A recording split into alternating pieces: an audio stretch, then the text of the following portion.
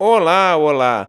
Eu sou Murilo Vicentim e bem-vindos ao canal São Paulo Vibes, o canal que te leva aos cantos mais interessantes da cidade de São Paulo.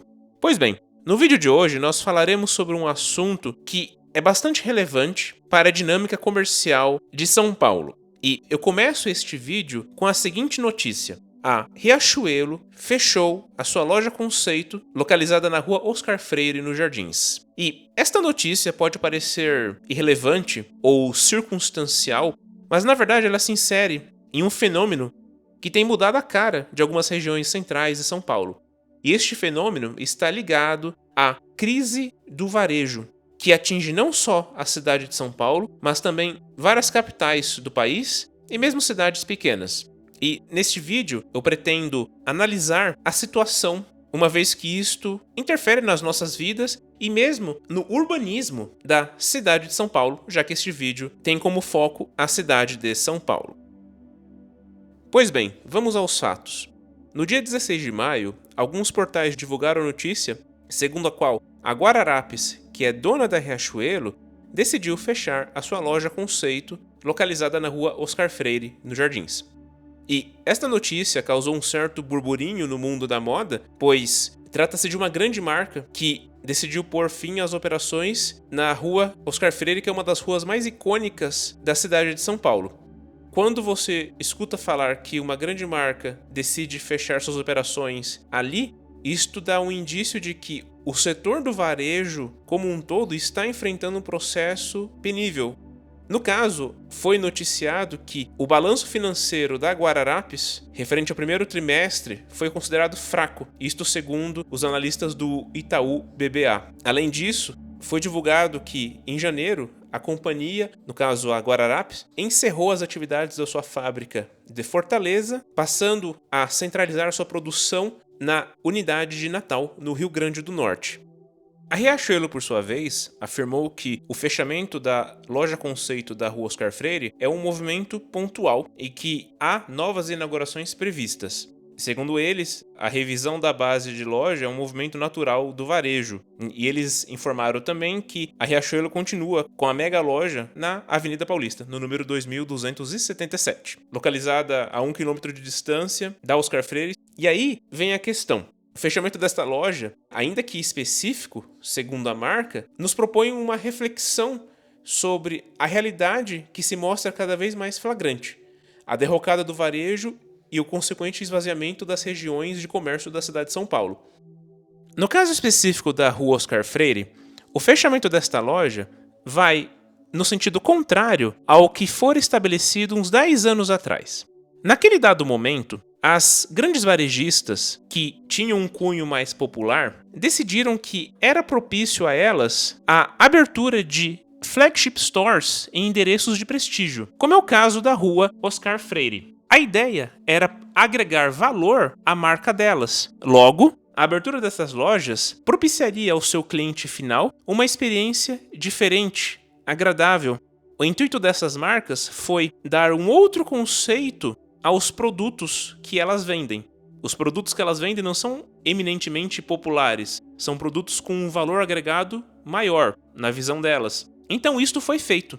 Se você andar na rua Oscar Freire hoje, você verá que há uma série de lojas do varejo tradicional. Mas, inclusive, eu cheguei a fazer um vídeo para o canal a esse respeito.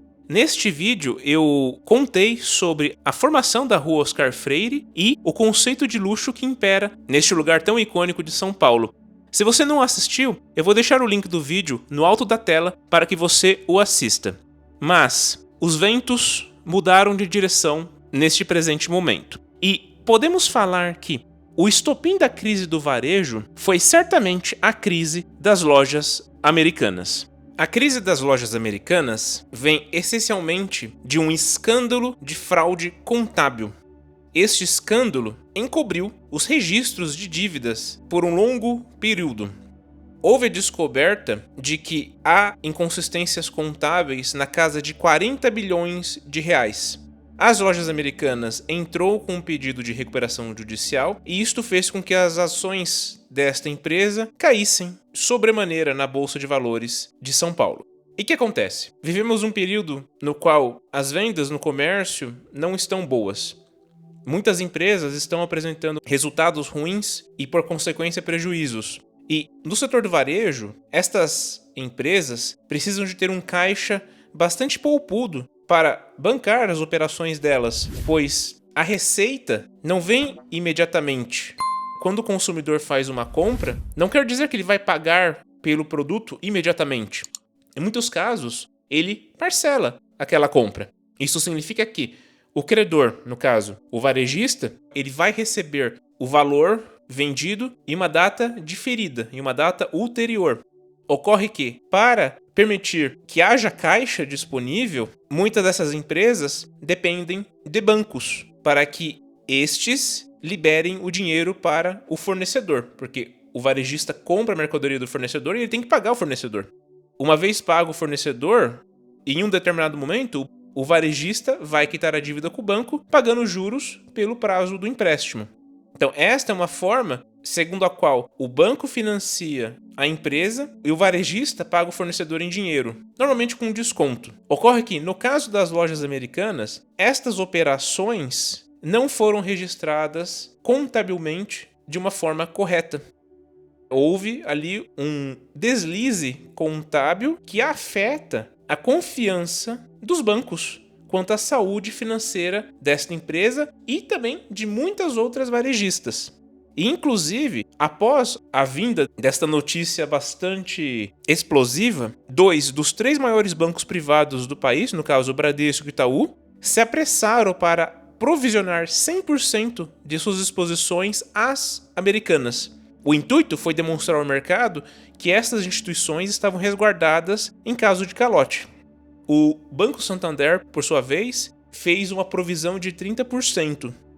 O escândalo das lojas americanas afetou as operações dos bancos, pois essas varejistas grandes possuem muita exposição aos bancos, ou melhor dizendo, elas dependem de operações bancárias de empréstimo para poder fomentar suas operações. Então os bancos quiseram dar o sinal para o mercado de que as instituições bancárias são seguras e que a derrocada das lojas americanas foi algo pontual. Ocorre que, a partir deste momento, a confiança no setor do varejo perante os bancos está muito diminuída neste momento. Os bancos não vão ter a mesma tolerância na concessão de empréstimos. Com o empréstimo mais caro, porque o juro é a remuneração do dinheiro. Ao emprestar dinheiro, o banco toma um risco. E o banco vai querer mitigar o seu risco.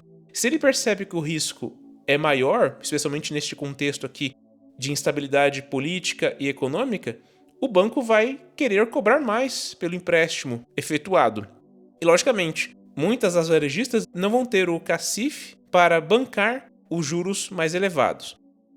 E, falando em juros, este fator tem colocado grande dificuldade no financiamento ou na manutenção das operações das varejistas. Como é sabido, o Copom, o Comitê de Política Monetária do Banco Central do Brasil, aumentou a taxa de juros para 13,75%. Este aumento ocorreu de maneira gradual com o intuito de coibir a inflação galopante. Após aquele evento de saúde mundial que se deu a partir de março de 2020, os governos do mundo, e no caso o governo brasileiro, injetou muita liquidez na economia, sobretudo através dos auxílios dados às populações mais carentes. Este incremento de unidades monetárias na economia foi um combustível poderoso para o aumento da inflação, aliado às quebras nas cadeias de produção. Tudo isso fez com que os preços subissem. Justamente, o Banco Central Brasileiro, na figura do Roberto Campos Neto, decidiu aumentar os juros para evitar que a inflação corroesse ainda mais a nossa moeda. O trabalho foi bem executado e hoje a nossa inflação está abaixo da inflação americana, por exemplo. Mas eu não vou entrar nas tecnicalidades da macroeconomia. O que cabe dizer aqui é que este fenômeno de aumento da taxa de juros impacta não só na operação das grandes varejistas, mas também na concessão do crédito para as pessoas mais humildes, porque estas pessoas dependem de crédito para comprar o seu eletrodoméstico, a sua roupa e muito mais. O Brasil é um país pobre, infelizmente, e as pessoas mais simples não possuem o capital necessário para fazer estas aquisições. E o crédito acaba sendo muito importante para elas. Se o crédito fica caro, elas não conseguem mais efetuar aquelas compras que elas fariam na ocasião de haver juros baixos. Então, existe esse dilema neste momento. O aumento dos juros foi um remédio amargo, mas necessário. Mas também há que se falar que há efeitos colaterais. Com o crédito mais alto, essa população de mais baixa renda não tem como efetuar as compras nas varejistas. As varejistas, por sua vez, sofrem prejuízos com esse tipo de situação. E, inclusive, muitas varejistas, por conta deste fator, não têm honrado com as suas obrigações em termos de aluguéis e de pagamento de fundos imobiliários. Essas varejistas, por conta da grandiosidade das suas operações, alugam armazéns, depósitos, espaços em shopping centers, e isto possui um custo de aluguel. Estas varejistas têm sofrido para pagar aluguéis, e isto é um dos motivos pelos quais os fundos imobiliários caíram muito. De novo, eu estou entrando na macroeconomia, mas é um fato. Muitas varejistas têm tido dificuldades no cumprimento das suas obrigações. Aliado a isso, temos um contexto econômico bastante complicado. O governo federal atual dá sinais claros de que ele não quer diminuir os gastos públicos. As perspectivas econômicas estão em baixa. Este desgoverno mostra não saber o caminho ao desenvolvimento. As pessoas estão tentando segurar o dinheiro neste momento. Gastar com futilidades ou mesmo com necessidades é algo que tem sido evitado por muitos. Então, o momento é de tensão, o que afeta notadamente as grandes varejistas. Não obstante todos esses problemas, há que se falar a ação das gigantes asiáticas como a Shein, a Shopee, a AliExpress, que vendem roupas a um preço muito mais baixo em relação àqueles praticados pelas empresas brasileiras. De acordo com as informações que eu pude coletar em portais de notícia, a Shein faturou no ano passado 8 bilhões de reais, segundo dados do BTG Pactual.